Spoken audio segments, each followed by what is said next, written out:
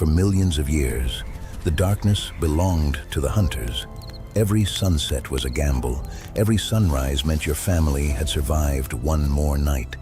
Tonight, that luck runs out. You wake without knowing why. No scream, no sudden noise, only a feeling older than thought. The fire has burned low.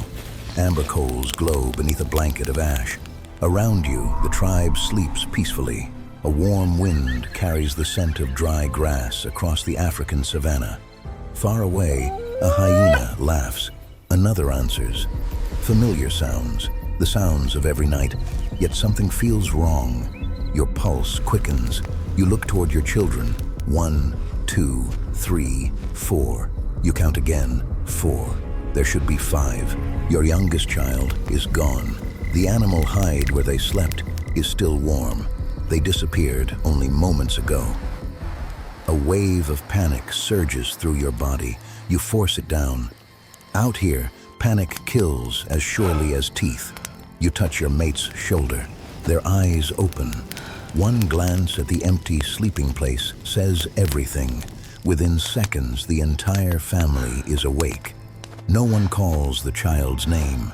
Predators are always listening. You search the edge of the camp. Every heartbeat feels louder than the last. Then, you find them. Tiny footprints, fresh, leading away from the fire. There are no signs of a struggle, no drag marks, no blood. Your child wasn't taken. They walked away. No one understands why. The trail winds between scattered acacia trees. Then everyone stops. Another set of tracks has appeared. They are enormous. Each footprint sinks deep into the soft earth. A predator. But something isn't right. The giant tracks don't follow your child. They walk beside them, sometimes ahead, sometimes behind. As if the animal was guiding, not hunting. No one speaks. Every hunter feels the same impossible thought. This doesn't happen. A cold wind stirs the grass. The cicadas fall silent. Even the hyenas stop calling. The night has gone still. Somewhere beyond the darkness, something is waiting. You follow the trail into the trees. Within moments, the glow of the fire disappears behind you. The darkness feels different here, heavier. The tiny footprints continue, never hurried, never confused, as if your child believed they were safe. Then you notice something unsettling. The giant tracks keep changing position, sometimes beside the child, sometimes several steps ahead, then suddenly behind. The predator wasn't chasing. It was controlling the path. No one says a word.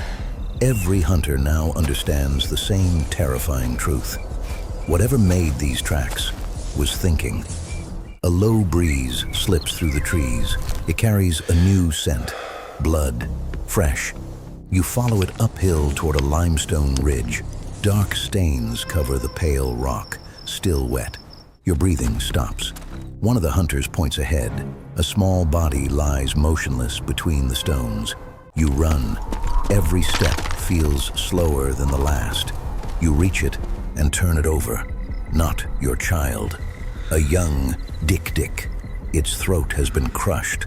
Almost none of the meat has been eaten. The kill wasn't made for food. It was abandoned, as though something far more important had stolen the hunter's attention. The forest becomes silent again. Then, a scream explodes through the darkness. Human, close. Another follows, cut short. You don't hesitate. The entire group races toward the sound. Behind you, the giant footprints end, as if whatever made them no longer needed to hide. The screams have stopped. Only your footsteps break the silence. You reach a narrow clearing. One of your hunters is lying on the ground. His spear is several paces away. 4 deep claw marks tear across his shoulder. He is alive, barely. You kneel beside him. His eyes are wide with terror. He grips your arm with surprising strength. Then he whispers one word, "Watching." Before you can ask what he means, his hand falls away. You study the clearing. The giant tracks are everywhere, crossing, circling, doubling back. The predator hadn't attacked immediately. It had moved around the hunters, testing them, learning. Then you notice something else. Your child's footprints, fresh. They pass straight through the clearing, not running, still walking, as if they had never seen the attack. A chill runs through your body. The child couldn't have missed the screams unless someone or something kept them moving. You follow the trail into waist-high grass. The moon barely reaches the ground. Every step disappears into darkness. Then the grass moves, not from the wind. The wind has stopped. You raise your spear. The movement stops. Silence. Then 2 amber eyes appear, low to the ground, watching. A second pair appears farther away, then another.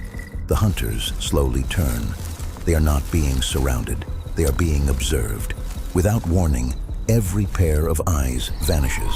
The grass stands still again. Then, from somewhere beyond the hill, a child begins to cry. Soft, frightened, alive. Your child. Every instinct tells you it could be a trap.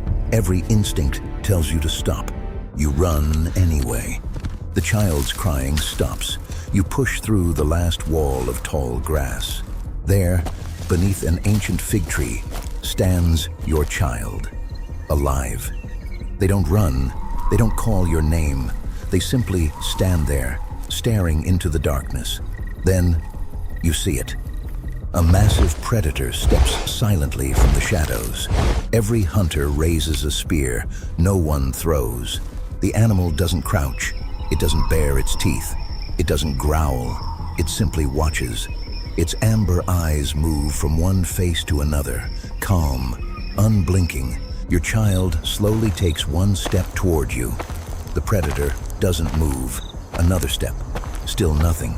You force yourself forward. Every instinct expects the attack. It never comes. Your trembling hands pull your child safely into your arms. Still, the predator watches. Neither side moves. Neither side looks away. Time itself seems to stop. Then, the animal slowly turns, without fear, without hurry, without making a sound. It disappears into the darkness, as silently as it appeared. No one follows. No one dares. Only after the forest has become quiet again do you finally breathe. Your family walks back toward the fire. No one speaks. No one celebrates. Your child never explains why they walked into the darkness. Perhaps they were too young to remember. Perhaps there was nothing to remember. But one question follows you for the rest of your life. Why? Why didn't the predator attack? Why did it stay beside your child, only to walk away? For millions of years, our ancestors feared the hunters that ruled the night. But perhaps the greatest mystery was never why some predators killed. It was why, once, one of them didn't. Some mysteries disappeared with the first humans. Perhaps this was one of them.